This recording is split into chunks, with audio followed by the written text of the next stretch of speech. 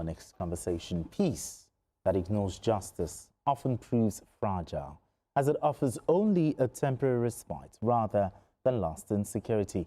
This reality underpins the warning by the Minister of Defense, retired General Christopher Musa, who has cautioned that armed groups and terrorists rarely respect negotiated peace agreements, instead exploiting them as opportunities to regroup before resuming attacks. General Musa described such deals as strategically flawed and dangerous. The minister cautioned states and local governments against pursuing independent negotiations with criminal groups, arguing that these efforts weaken coordinated national security strategies and undermine federal counterterrorism objectives. The warning follows a public backlash that greeted plans by the Katsina State Government to grant amnesty to about 70 suspected bandits. Critics described the initiative as unconstitutional, risky, and likely to embolden criminal violence rather than curb it. All right, two stories in one. Let's start from the beginning, from the top. Terrorists don't respect deals, and negotiating with them is counterproductive. Let me start with you. Do you agree with the defense minister? Absolutely. Absolutely. I don't have to think before I jump on that affirmative. Why do you agree with it? Yeah, because the kind of terrorists we're dealing with, even though we're dealing with in more contemporary times, we've been dealing with more of these bandits who are more about economic gains. When I mean economic, in context now, it's about collecting money, it's about collecting ransom. This money is going to get finished. Somebody who is used to 10 million, 20 million, 200 million ransom, and you're telling him that, okay, you want to give him job, he will be collecting 70,000, he's not going to get used to it. So they should be treated as criminals. And the only way to make somebody not get attracted to that kind of lifestyle is to allow the law to take its course. When the law takes its course, someone will not be attracted to that kind of lifestyle.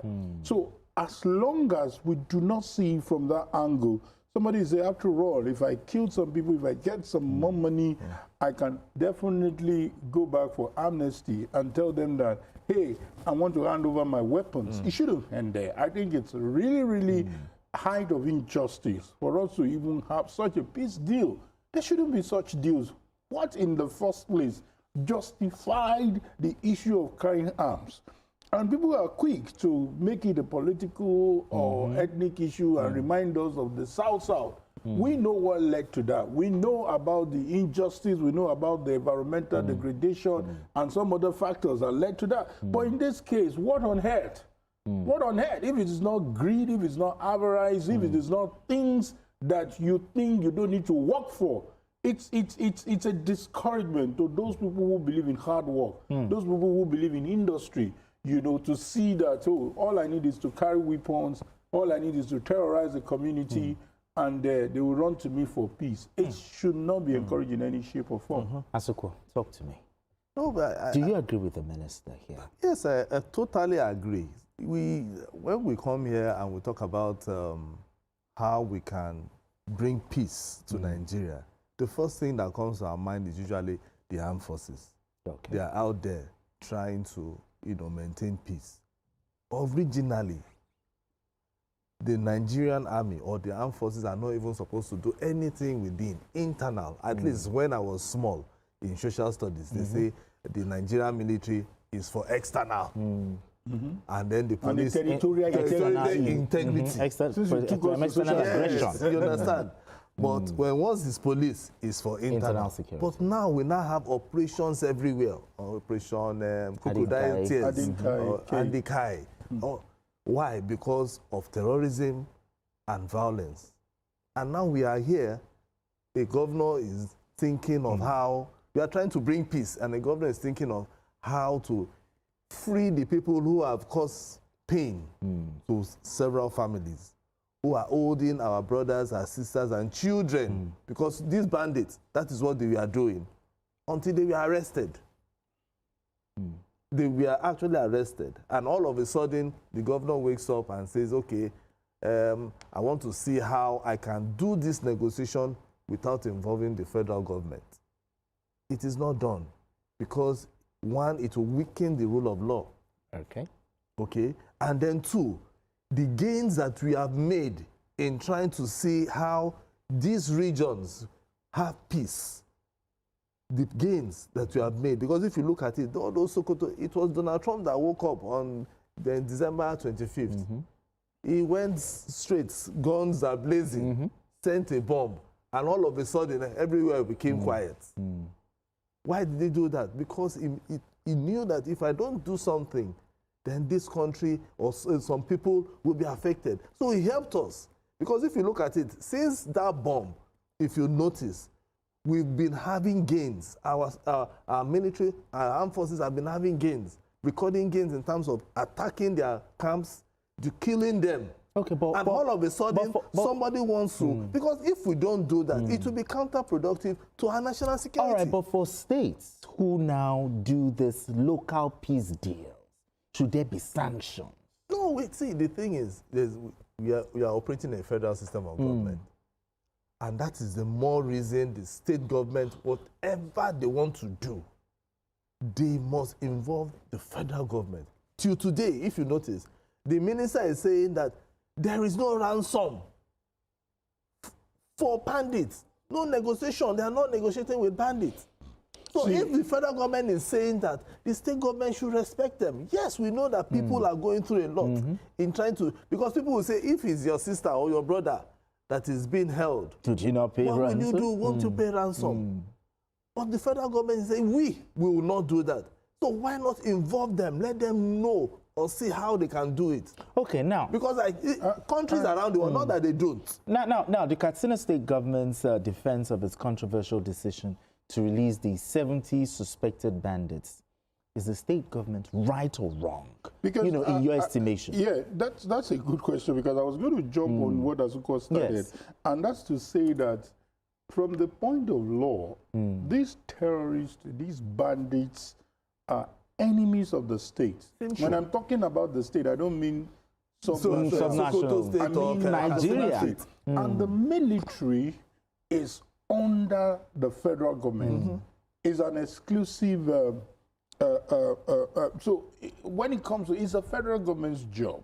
So what the Minister of Defense is saying conveys the angle of the law. So when we are dealing with these terrorists, I know the state can tell us that we don't know that their problem is local, we don't have an idea. Excuse me, let us consolidate on what federal government is doing. He mentioned what Trump did. The federal government and the United States are working together. And there shouldn't be a dissenting voice in any shape or form. We have agreed that this is not about Christian genocide. We have agreed that terrorism has no color, it has no name, it has no religion. If it is a Christian, in quote, that is a terrorist, they should be bombed.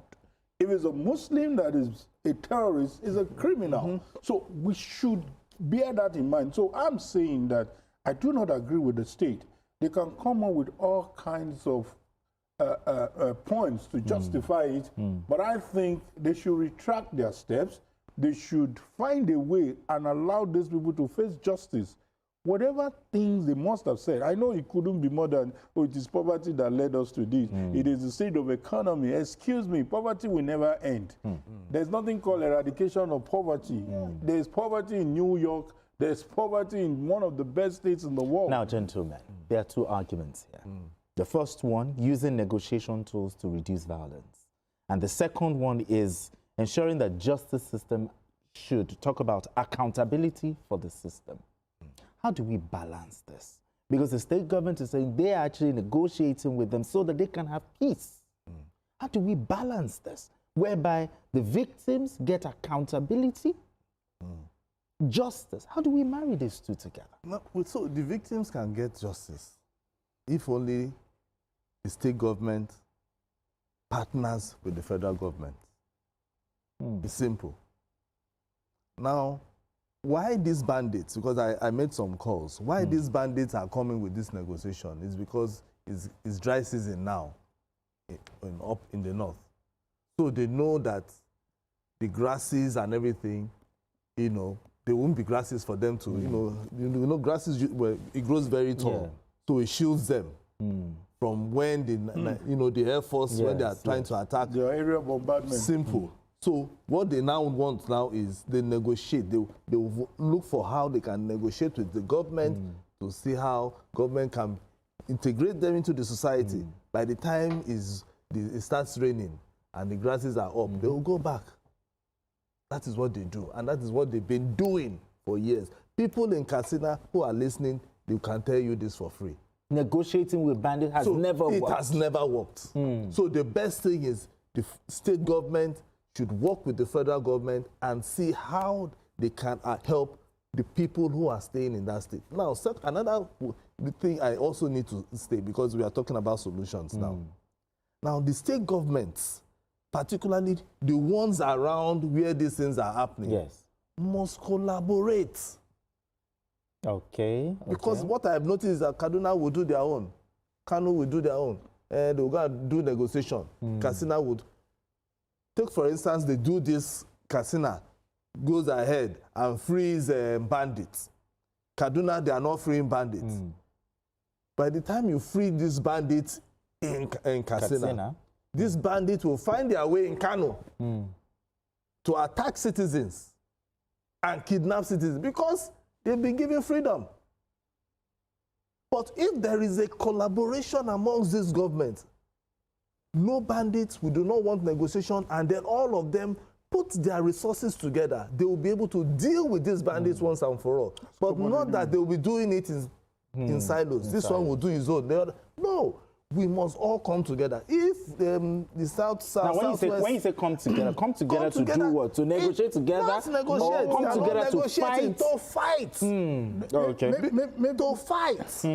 And then with the help, with the support, let me use the support of the federal government. Simple. All right, gentlemen, we have Benga calling in from Abuja. Benga, go ahead. Benga. Yes. Yes, Benga, where are you? Let's talk. Yes.